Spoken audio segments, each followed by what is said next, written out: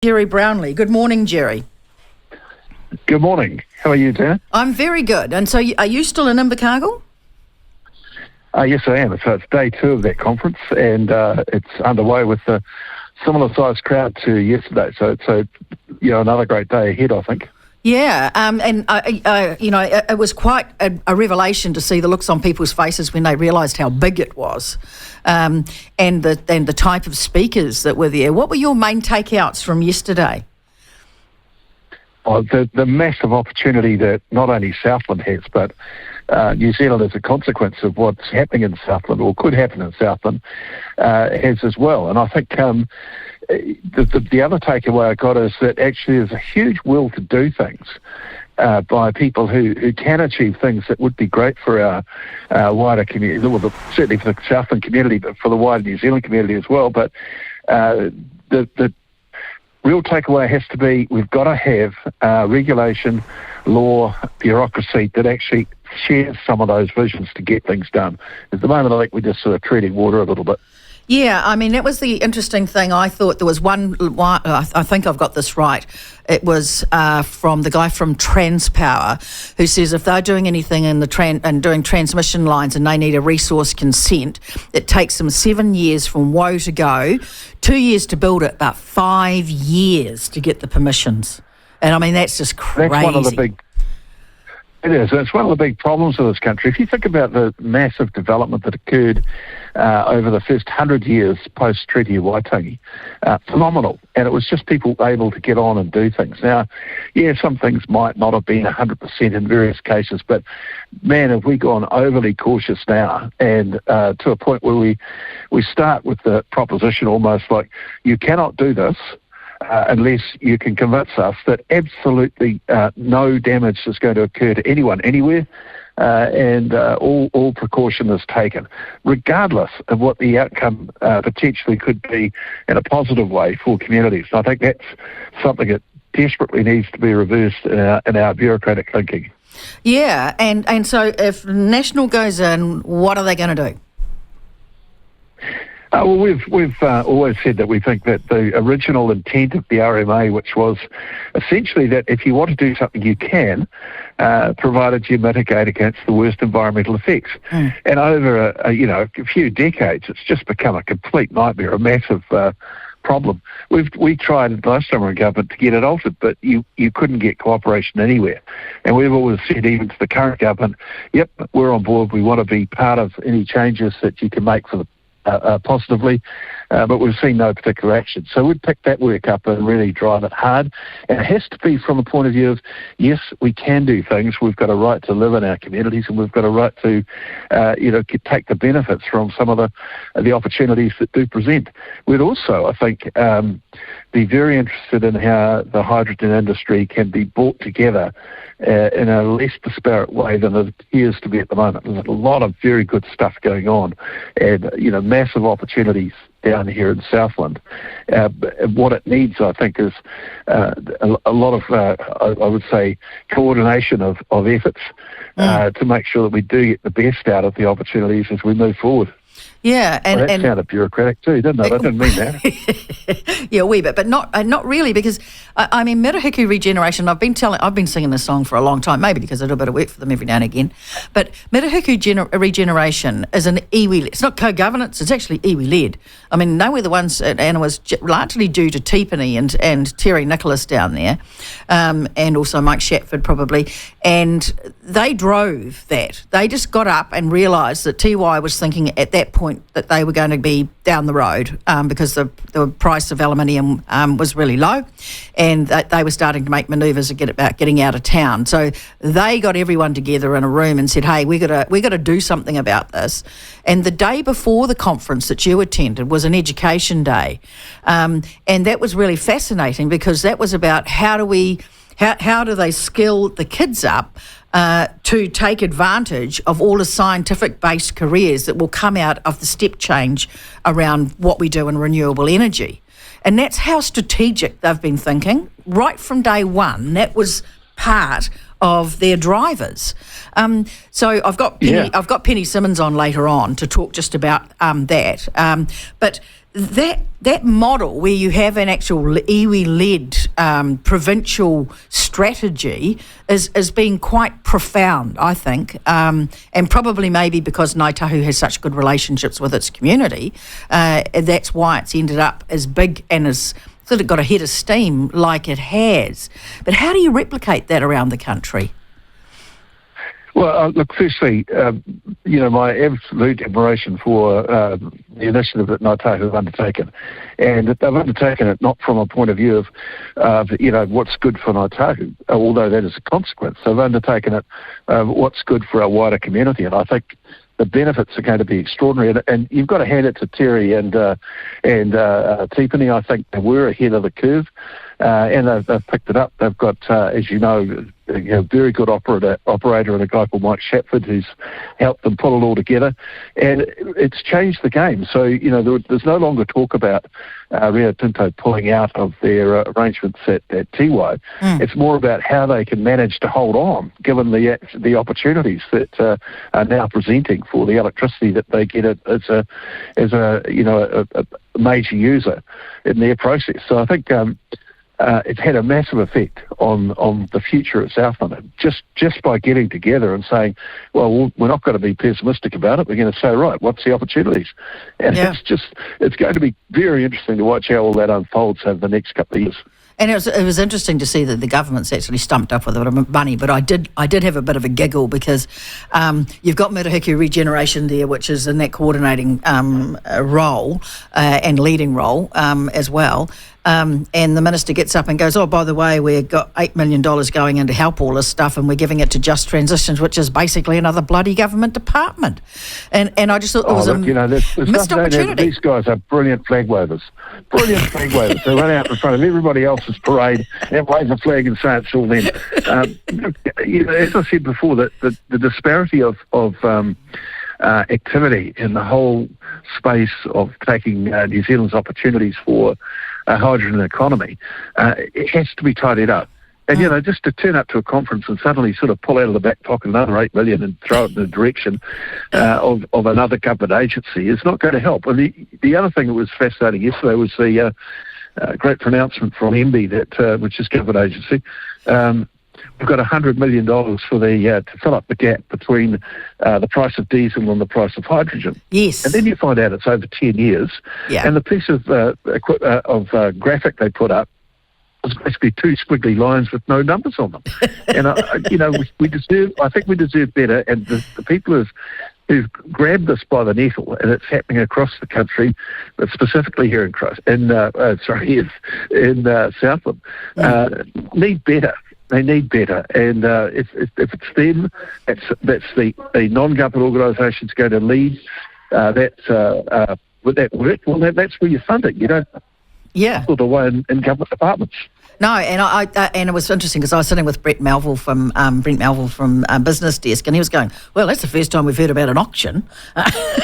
So there was a whole heap of new stuff that came up about that money, and it did look like it was done on the way down on the plane, and they got absolutely. It was it's just really weird.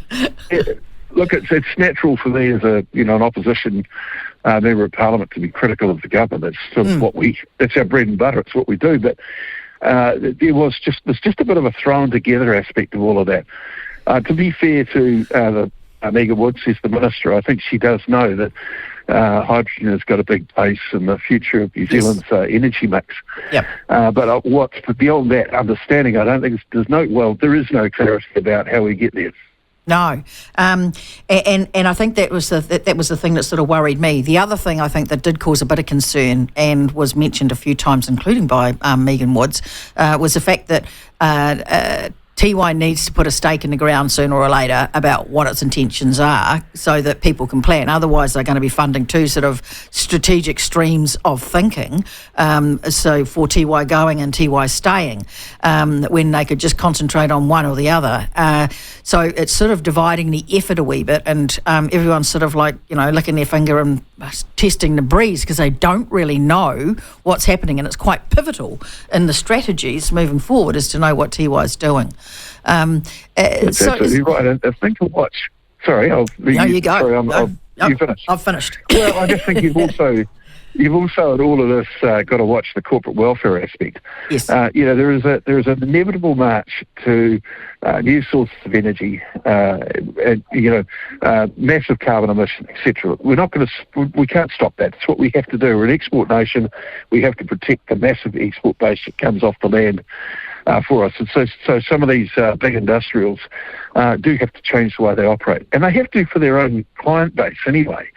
So you've got to watch that the government doesn't start stepping in and substantially funding what is effectively a private business operation, very profitable operations, to do what, in a context of good citizenry, they should be doing anyway. So, there's no doubt about it. The whole future of the aluminium smelter does need to be finally decided. This business where every 3 to 5 years suddenly these threats around, if you don't give us some more money, we're not staying, and that type of approach that they've had in the past, that's all over. There are now, largely due to the Murihika efforts down here, options, and those options are pretty good. Yeah. So hopefully that's going to cause a positive change. I think, yes, sorry, and it's interesting you talk about the corporate welfare, because we even had our top scientist, I think, who was in the room. I have a huge amount of admiration for him, David Frame, and he even mentioned that. And he said, why would you give a subsidy to one of the ugliest, the dirtiest industries, which they have with New Zealand Steel, and then you've got the aluminium smelter, which is one of the best producers of aluminium in the world. And so there is no logic to him as to why you would subsidise something like NZ Steel. And I think the whole country's starting to come to that realisation pretty quick. Yeah, there's a company owned by BlueScope that had, I understand, their international profit last year was in excess of $2 billion. That's right. Why the New Zealand taxpayers stumping up to help them fund something they have to do?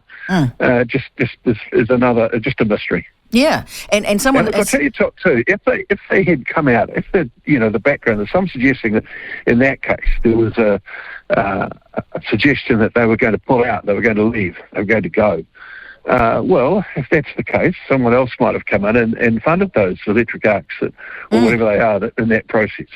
I don't think you could. The days of being sort of threatened like that, I think, need to be put behind us, and we need to be much more confident about what can be achieved in this country if we put our mind to it. Yeah, I totally agree with you, and I. David Frame's stuff just around how the climate change is impacting on all of this stuff too, and how we can take advantage of that and sort of get ahead of the curveball, I thought was quite interesting. But some of the other speakers really gave that sort of impression that it's back to that RMA for me. We can do all of the stuff around strategy, but if we can't get our processes right, we're doomed, because the need for increased electricity is basically we've got to double our electricity supply within a few years to make sure that we've got enough. The boys around the table, one of the boys, and I'm probably not going to say who they were, but they're really concerned about this winter. This winter could be quite pivotal for New Zealand in terms of electricity supply, and we could see some brownouts. What's the intel that you're getting around what the winter's looking like and how much resource we actually have to keep the lights on? Look, I think that's because of the increased use, because of the way in which the market of electricity has sort of, changed a little bit since the reforms of 2010. Those sort of possibilities are there. What you've got to watch out for, and that is any sort of game playing from the renewable energy companies. We're not heading for that. That would be really back to where we were. Dare I say it, under a previous Labor government, we had those multi-years of. Oh, we might have lost Gerry there. Big blackouts, and no, I'm here. Am I? Yeah, you are. Yep, you were just a bit fuzzy there for a bit. You're back on. Carry on. Sorry. Okay, that's all right. Look, just saying, it would be awful to go back to those pre-2009 years where just about every second year we had an electricity crisis, and it was largely due to the way the market was structured. I think that needs to be looked at again. It's 13 years since the reforms were last put in place, and usage and generation mix changes over that time. So I think that's something that should be fairly urgently looked at. But it would be just a disaster if we end up facing some of that stuff. Yeah, and of course you've got the rise of electric cars. I mean, we've got 2 and we're about to buy a 3rd. Probably a bit of an overkill for us, but there's a bit of a story behind that. But the rise and rise. Well, it's only 2 of us, but we actually we bought a little thing called a MIEV, which came into the country in 2015. Was actually ahead of the Leaf in terms of technology, and it's a funny little thing. It looks like a wee wedge, and my partner bought it because he just thought he'd just use it to tootle around the farm because it was at 7,000. It was cheaper than a side-by-side, but it's so cool that I use it to go backwards and forwards to town. So he's decided that he wants his little farm wagon back so that I can, so I have to buy another car. And we have a BYD, which is latest technology, and it has a battery in it that you can actually use as, you can plug the house into it, basically. So we're sort of like right on board with this, but we're just seeing the growth of electric cars. You have to actually, get on a waiting list for a lot of the models now. And so once they start to get ahead of steam, the charging for those is phenomenal, and that's the thing. You might be saving the planet from the fossil fuel stuff, but we're going to need a hell of a lot of electricity in a very big time, and a very short space of time. Yeah, I think you know that things are really moving in that space when Ford brings out the electric Mustang. And did you see it? It's the ugliest thing I've ever seen. It just looks like an ordinary old bloody SUV. I was devastated. The Mustang. Yes, the new Mustang. There's a new Mustang out, and honestly, I saw the photos of it yesterday. And one of the auto writers, and actually Alan Dick will be listening to the show probably today, and he'll know more about it. But it is nothing like. There is some models that are like the old Mustangs, but there is a Mustang model that just looks like an SUV. At the end of the day, that's probably a marketing mistake. Yeah, it looks like a Welsh cob pony. You're also seeing those electric car racing now in Australia. I think I saw some the other day. Yeah. So it's all marching on, and you're right. We do need to watch that availability of supply, and I think what's happening down here, this conference, I think, indicates just as you said before, the number of people who've turned up, the operating level of a lot of those people does show this high awareness of, the need for change. One thing that was really sobering this morning, actually, was a guy talking about how long things take. It goes back to what we were discussing before, the permission stuff, the RMA stuff. And he was making the point that the Tiwai Point aluminium smelter was first proposed in 1908. Wow. And it was 62 years later, in 1970, that it finally was opened. And you just think how many years were lost in an opportunity as a result of that sort of toing and froing that clearly happened during that time. Yeah. And we can't afford these days. Life's moving far too quickly for that sort of caper to go on. So where we get to in the hydrogen economy, we have to get there as quickly as we can. Yes. It will constantly develop, but until you're into it, you're not going to get that development. And I think the other thing was the history of the smelter, which I know intimately, having lived down there. In the early years, it was an incredibly bad performer in terms of killing people. It was an incredibly bad performer in terms of pot room asthma, and it was an incredibly bad performer on the environmental front. And even it's actually really only pulled its socks up in the last 4 or 5 years around the environmental issues. And no one's been. Everyone was very scared of tackling it simply because it employed so many people. But now everyone's sort of realising that you can't do you couldn't build another smelter like that in the way that it was built and the way that it was operated. If you were going to do another big business, thank goodness we wouldn't take out hundreds and hundreds of tons of Māori artefacts like they did. You wouldn't have the paucity of environmental reporting that they did in the early days. And honestly and truly, I had a look at some of their environmental reporting from a few years back, and they are wafer thin. Honestly and truly, if these days, if you wanted to put a resource consent in for a shed in your backyard, you'd have more paperwork. And so they've come a long way, and I think the Tiwai smelter that we see today is a much different beast than what was created in the 70s. So it's come with a legacy of issues, and you can't deny that. So now it's beholden, I think, to the smelter to really show how really good it can be, and it's certainly in the right position to be able to do that if the aluminium prices stay up. But I still struggle not to forget about the past and what it's actually done. And I think a lot of people in Invercargill are like that. So there is still a degree of scepticism about how green they could become as well. So that's the smelter's job to sort that out. I'm sort of confident. It's also our job. Yes. Yep. It's our job to make demands on them and say, well, this is how you've got to operate. I mean, that's my point before, that we're on an inevitable march to a much cleaner country than we perhaps have been in the past. And I think, any new industrial is just going to have to play the game. So when you look at that Bluescope decision the other day, it makes no sense. They don't have a choice. They have to do it. So exactly. The idea that New Zealand taxpayers says, well, actually, look, you poor bugger, we'll help you out. That's complete rubbish, and shouldn't have happened. Yeah, but, I totally agree. I'd much rather see us putting, if that sort of money is flopping around as it appears to be with the current government, even though most of it's dead, I'd rather see it going into new industries that might, provide future jobs rather than the old, very, very profitable sort of, industrials that are there at the moment. That's right, and Southland's definitely working towards that, in no short order. No, it's a great conference. I should get back inside to hear the rest of the speakers for the day. I'm pleased that you got through all this without talking about your exploits on Tiki Island recovering mutton birds. I didn't go down. I went down for one day, and that was it. But it's been a patchy season apparently.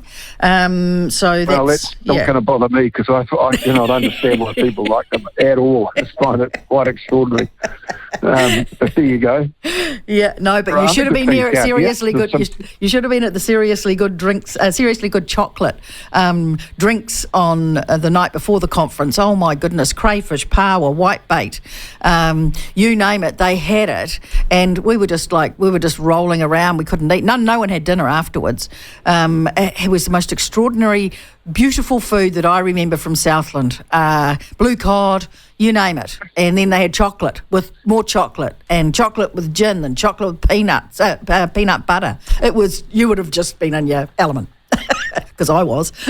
I don't know. I do not know why you're saying that, but I can't disagree. And look, that's one thing that New Zealand does produce. It's throughout New Zealand, great produce, great food, and I think protecting the environment to make sure that continues is extremely important. No question about that. Hey, look, I'll let you get back in there because no doubt there'll be some bloody good sessions and some good kōrero today. So thanks very much for your time, Gerry. It was fantastic talking to you as usual.